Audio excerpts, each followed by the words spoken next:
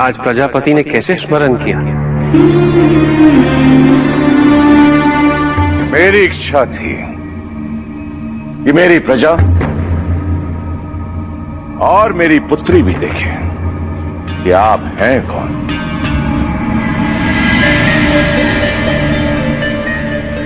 आपकी ये प्रजा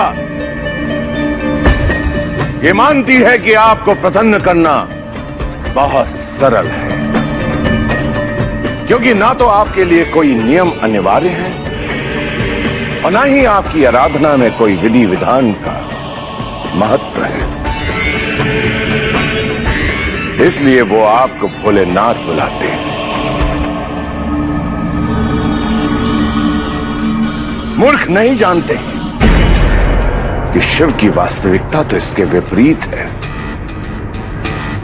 मेरे पिता ब्रह्मा को सत्कार, स्थान और उत्सवों से विहीन करने से लेकर आज इस उपयुक्त समय पर इस मंदिर में पधारने तक आपकी हर चाल सुनियोजित है। उसमें षड्यंत्र की गंध आती है। आप अपनी मर्यादा भूल रहे हैं दक्ष प्रजापति। भूल रहे हैं कि आप जिनसे ऐसे वाक्य कह रहे हैं वो स्वयं महादेव हैं। और आप एक साधारण नहीं, ब्रह्मा का पुत्र हूं मैं, ब्रह्मा का। यदि ब्रह्मा ने इस संसार की रचना की है तो मैं हूं उसका संचालक। मैंने ही इस भूमि को उपजाऊ बनाया है, व्यवस्थित किया है, जीवन निर्वाह योग्य बनाया है। यदि मैं इस प्रजा को नियमबद्ध नहीं करता तो कौन पूछता इन ब्राह्मण और ऋषियों को? मैं ही हूं जिसने यज्ञ संस्कृति से सारे संसार का उद्धार किया है। साधारण नहीं हूं मैं।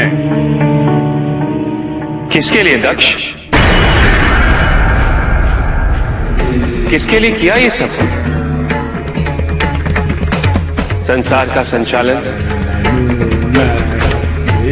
नियमों की स्थापना कर इस भूमि को निर्वाह योग्य बनाना, ये एक प्रजापति का दायित्व ही तो है। इसी कारण आपकी उत्पत्ति हुई,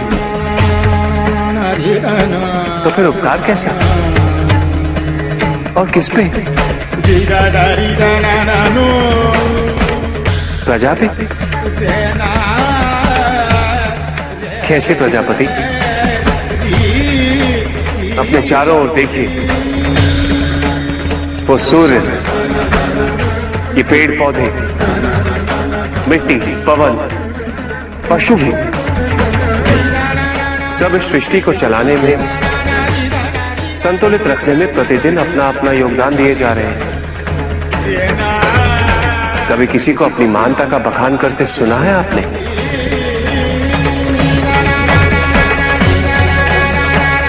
ब्रह्मपुत्र, आप तो ज्ञानी हैं, विचारवान हैं। आवश्यकता है तो अपने भीतर झांकने की, जहां सारे प्रश्नों का उत्तर प्राप्त होता है।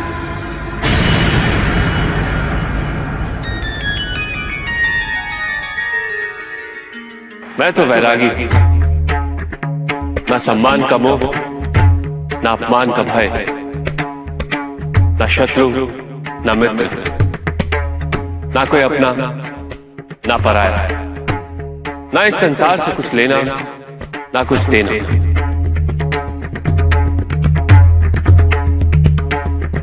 पर जब कभी धर्म के नाम पे किए जाने वाला आडंबर पक्षपात का आधार बनेगा, मैं उसका विनाश अवश्य करूंगा।